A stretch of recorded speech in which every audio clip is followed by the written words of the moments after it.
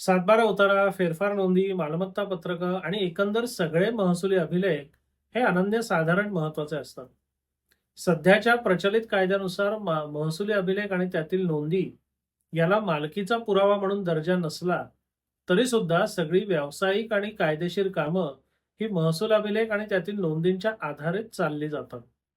म्हणूनच महसूल अभिलेख आणि त्यातल्या नोंदी या अनन्यसाधारण महत्त्वाच्या आहेत.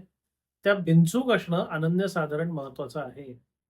म्हणूनच जेव्हा एखाद्या सातबारावर किंवा एखाद्या महसूल अभिलेखामध्ये चुकीची नोंद होते, तेव्हा ती दुरुस्त करणं किंवा ती नोंद काढून टाकणं हे अत्यंत महत्त्वाचं असतं. पण हे करताना बरेचदा बहुतांश लोकांना योग्य सल्ला किंवा मार्गदर्शन मिळत नाही किंवा बहुतांश लोक योग्य सल्ला किंवा मार्गदर्शन घेत नाही. हे आपल्या पुढचं दुर्दैवी वास्तव आहे. मुळात वैद्यकशास्त्राचा जो एक नियम आहे, की रोग निदान जोवर योग्य होत नाही, तोवर योग्य उपचार होणं आणि रोग बरा होणं हे अशक्य आहे.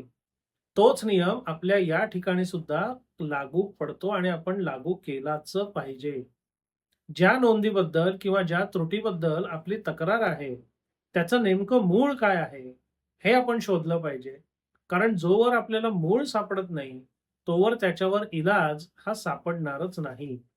आणि इथेच बहुतांश लोकं गल्लत करतात किंवा इथेच बहुतांश लोकांची गल्लत होते.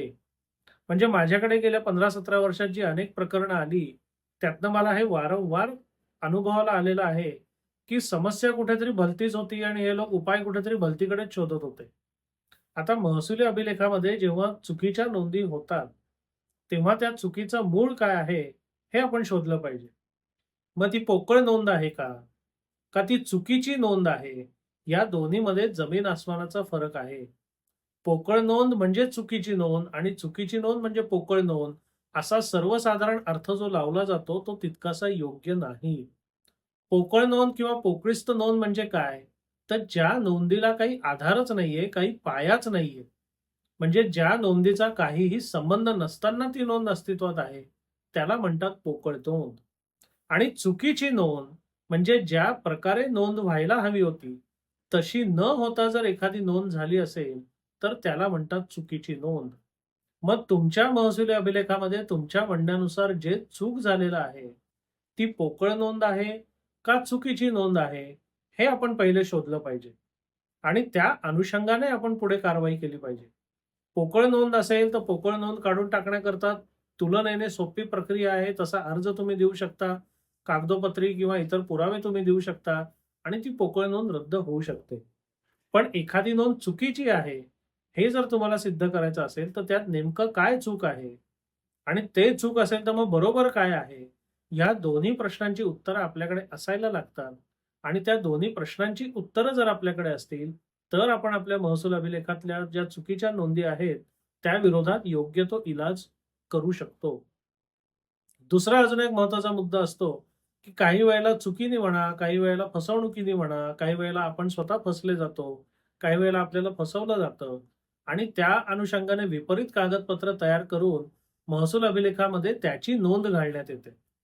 मग जेव्हा महसूल अभिलेखामधली नोंद ही एखाद्या दुसऱ्या कागदपत्राचा अंमल देणारी असते, तेव्हा नुसता महसुली अभिलेख बघून पुरत नाही किंवा नुसत्या महसुली अभिलेखापुरता संकुचित विचार करून आपल्याला पुरत नाही. तर ती नोंद नक्की कोणत्या कागदपत्राचा अंमल देतेय, हे बघणं सुद्धा तेवढंच गरजेचं असतं. म्हणजे समजा तुमचं एखादं खरेदी खत करण्यात फसवणूक झाली किंवा तुम्ही क्षेत्र विकलेलंच नाहीये, त्याचं खरेदी खत करण्यात आलं किंवा तुम्ही जेवढं क्षेत्र विकलंय त्याच्यापेक्षा जास्त क्षेत्राचं खरेदी खत झालं आणि त्या अनुषंगाने जर महसुली अभिलेखामध्ये चुकीच्या नोंदी होत गेल्या, तर ही नुसती पोकळ नोंद किंवा चुकीची नोंद नाहीये. तर मूळ गोष्ट कुठेतरी भलतीकडे चुकली आहे आणि त्याचा योग्य अंमल देणारी ही नोंद आहे. म्हणजे उदाहरणच जर द्यायचं झालं, तर समजा तुम्ही एखाद्या मालमत्ता विक्री करताना 100 गुंठे विकलं असेल, पण खरेदी खतामध्ये जर 150 गुंठे झाला असेल आणि तुमचं 150 गुंठ क्षेत्र कमी झालं असेल, तर नुसतं महसुली कार्यालयात, महसुली अभिलेखात, महसुली न्यायालयात दाद मागून भागणार नाही. मूळ खरेदी खात्यात आपल्याला दुरुस्ती करायला लागेल. मूळ खरेदी खात्यात आपल्याला सुधारणा करायला लागेल आणि ती जर सुधारणा होत नसेल, त्यामध्ये जर वाद निर्माण होत असेल, तर त्याच्या विरुद्ध यथार्थ ठिकाणी म्हणजे दिवाणी न्यायालयामध्ये दाद मागायला लागेल. त्या अनुषंगाने आपल्याला पुढची कारवाई करायला लागेल. म्हणजे जेव्हा आपलं सगळं लक्ष केंद्रित महसुली नोंदीकडे असतं, तेव्हा आपल्याला हे मार्ग सुचत नाहीत किंवा हे सुचवले जात नाही. महसूल अभिलेख दुरुस्त करणं हे आपलं अंतिम ध्येय आहे.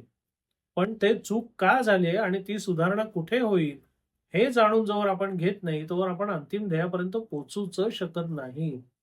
म्हणून तुमच्या कोणाच्याही महसुली नोंदीमध्ये, महसुली अभिलेखामध्ये जेव्हा चूक होते, तेव्हा ती चूक नक्की का आहे, ते आधी शोधून घ्या. आता ह्या चुका इतक्या प्रकारच्या असतात, की त्या सगळ्याची आपण उजळणी किंवा सगळ्याचे खुलासे देऊ शकत नाही. पण आपण प्रत्येक ठिकाणी तर्क चालवला पाहिजे. म्हणजे एकत्रीकरणामध्ये चूक झाली आहे का? पोकळ नोंद आहे का? जुना फेरफार चुकीचा झालेला आहे का? खरेदी खताची नोंद चुकीची झालेली आहे का? भलत्याच उतारावरच्या नोंदी भलत्याच उतार्यामध्ये आलेल्या आहेत का? किंवा कुठला आदेश झालेला आहे का? आदेशाची नोंद आहे का? आदेशाची नोंद योग्य आहे का आदेशच चुकीचा आहे? मग आदेश चुकीचा असेल तर त्याच्याविरुद्ध आपण अपील करायचं का इथे भांडत बसायचं? या सगळ्या गोष्टींचा सारासार आणि तर्काच्या चौकटीत आपण विचार केला पाहिजे. आणि असा जेव्हा आपण विचार करू, तेव्हा नेमकं चुकलंय काय? चुकलंय कशामुळे? आणि ते दुरुस्त होईल का? आणि होणार असेल तर कसं? या प्रश्नांची उत्तरं आपल्याला सापडतील. म्हणून आपल्यापैकी कोणालाही जर महसूल अभिलेख आणि त्यातील नोंदी संदर्भात प्रश्न असतील, समस्या असतील आणि तुम्ही तुमचा सल्ला आणि मार्गदर्शन घेण्याकरता जेव्हा कुठे जाल, तेव्हा त्यांच्याकडनं या प्रश्नांची उत्तरं मिळतात का नाही, यावर तुमचा पुढचा निर्णय ठरवा. चुकलंय काय? चुकलंय कुठे? दुरुस्त होईल का? आणि दुरुस्त कुठे होईल? या 4 प्रश्नांची उत्तरं जेव्हा तुम्हाला मिळतील, तेव्हाच तुम्हाला मिळालेला सल्ला किंवा मार्गदर्शन हे परिपूर्ण आणि योग्य आहे, असं तुम्ही समजू शकता. पण या 4 प्रश्नांची उत्तरं न मिळता जर मोघम माहिती, मोघम सल्ला मार्गदर्शन किंवा मोघम काहीतरी करायला सांगितलं जात असेल, तर तुम्हाला अजूनही योग्य आणि परिपूर्ण सल्ला आणि मार्गदर्शन मिळालेलं नाही. तुम्ही त्या बाबतीत अजून तपास करणं, अजून योग्य सल्ला मार्गदर्शन घेणं गरजेचं आहे आणि ते जोवर मिळत नाही, तोवर पुढची कोणतीही क्रिया किंवा कृत्य न करणं हे जास्त श्रेयस्कर ठरेल. कारण सुरुवातीला म्हटल्याप्रमाणे रोगाचं मूळ जोवर सापडत नाही, तोवर त्याच्यावर उपचार किंवा औषध सापडणारच नाही. म्हणून त्या दृष्टीने शोध चालू ठेवा. मूळ सापडलं की तुमचा आजार दूर होणार आहे का नाही आणि होणार असेल तर कसा? या प्रश्नांची उत्तरं तुम्हाला सहजपणे मिळतील. हा व्हिडिओ तुम्हाला कसा वाटला? अवश्य कळवा. धन्यवाद.